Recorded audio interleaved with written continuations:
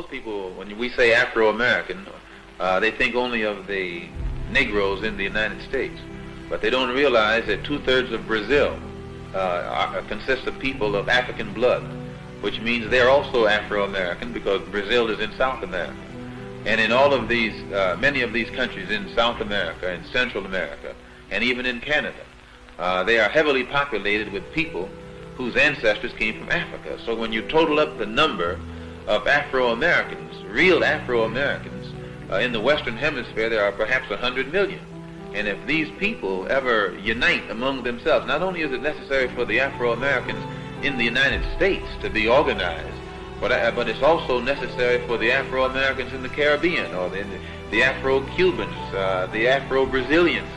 It's necessary for all of them to be organized. And then once they are organized in each place, we have to organize among ourselves so that the Afro-American in the United States will be working in conjunction in a coordinated program with those who are in Cuba, and those in Brazil, and those in Venezuela, and those throughout the Caribbean, and Haiti, and in the West Indian Islands.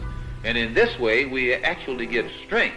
And it's not an accident that there's no organization existing in the Western Hemisphere that's designed toward that end. It would be a direct threat to imperialism as it really exists, and to colonialism as it exists in the West.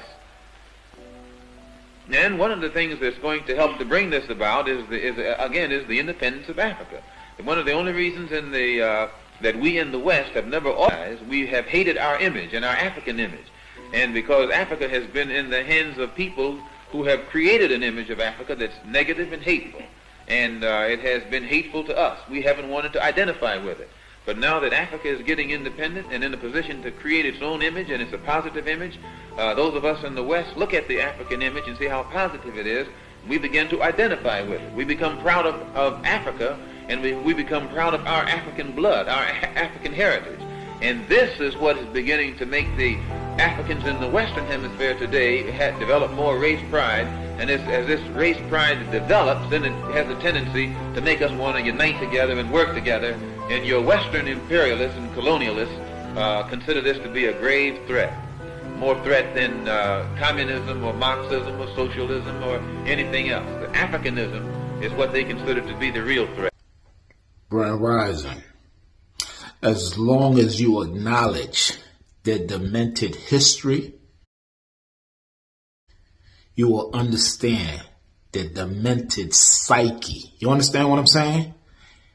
These people signed legislation that prevented black people from gathering after slavery a long time ago. Just like when they see 4 black men or more together now, they call them a gang. You know why? Because they fear black unification. There's a history behind that. When Haiti united, Haiti defeated them. You understand what I'm saying?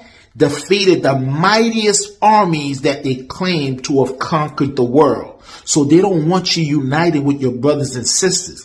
You have to understand, they divided us a long time ago when they enslaved our ancestors. They took them to different places, different islands, different countries, different parts of the West.